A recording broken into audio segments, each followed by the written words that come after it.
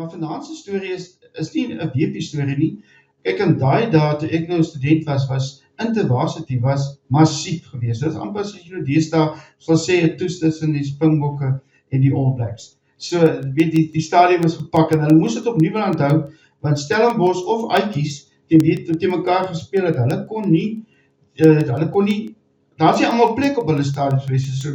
die groot samentrekke was elke jaar op Nieuweland, en ek onthou die spesifieke naweek wat Maties en Uitjies nou Intervarsity het ons, wat so in ons groepie het, ons huis bespreek, daar in die Kaap, daar naby die stadium, so woonstel, en ons het maar allemaal by mekaar gegooi, want dit was baie geld geweest, maar dit was vreeslik lekker, en ja, die Saterdag, toe was dit nou die groot Intervarsity met die voorweste en al die tyd. Nou ek onthou, dit was in die tyd geweest, waar die mense mos met hulle sakkie lemoene, of hulle sakkie naartjies, het hulle ons na Nieuweland toe gekom. Nou, as jy nou weet wat die rede daarvoor is, dan gaan ek nou nie eintlik wees nie, maar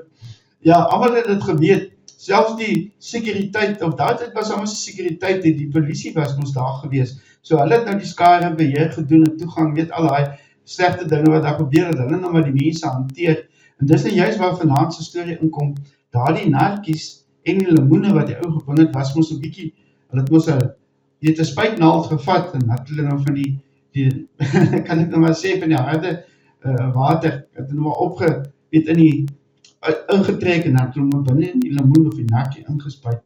en natuurlijk soos dat hulle nou, die mag het ons nou nie ingevat het, so, maar die polisie kan nie jou naartjies of jou lemoene afvat, maar hulle het geweet waar, en so, ons het maar gegaan, dit is ons ander tye gewees. Nou dan is dit natuurlijk die ouens wat nou so bietjie te veel van die volgies maar in het, dankzij die lemoene of die naartjies, het dan nou begin om die goed te gooi. Nou, sit ons daar so op die Noordpaviljoen, en nou kyk ons nou die Intervarsity, en ons het so skyns agter die pale gesit, maar hier so 3 rye voor my, so 5-6 regs, sit hier so nou 'n jong man, maar hy praat Engels, so weet ek sommer nou, hy is nou van Uitjies, maar so begin, nou staan die polisie voor, en sodra hulle nou wegkyk, dan vat hy nou 'n naartjie en dan gooi hy die, nou ons wat nou sit te kyk,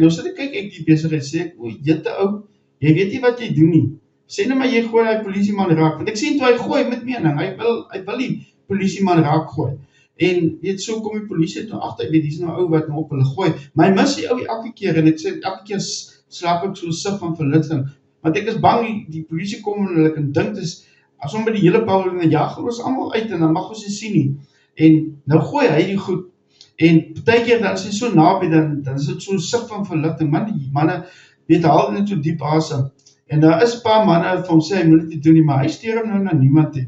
en nou dit was nou die keer, die polisie het hom toe nou uitgekyk daar, so hulle sien toe wie dit is, en die ou wat nou opgegooi was, hy wys nou daar iets, jy weet, dis nou duidelik, hy wys nou vir die polisieman, dat hy moet nou min of meer so, daar om die trappe afloop, en daar sal hy nou uiteindelik by die oukie uitkom, maar die oukie is nou, hy vermoed nou absoluut niks, en toe hy weer so terugtrek om 'n naartjie te gooi, toe gryp iemand hom so aan sy gewrig, maar nou sê so al vies vir die ou, en die beer so by die ou, so 3-4 keer, en hy kan nie vorentoe kom, die ou wil nie sy gewrig losie, en toe hy nou vies raak vir die ou wat nou sy gewrig vashou, en hy ruk homself om, en hy kyk so, toe hy omkyk, toe staan daar 'n polisieman, en so te kyk kom so in sy oë, en glo jy nou van die polisieman was nie vriendelik met hom gewees nie, maar sy gesig raak so strak, en hy raak so spierwit, en die paviljoen daar rondom is raak doodstil, en die polisieman sê net, hy het net sy kop so effens geknik, om vir hom te sê, jy moet nou kom, maar ek sê, hy spring dadelik op, en so stap hy nou kyk hy sy agterna, nou sien is,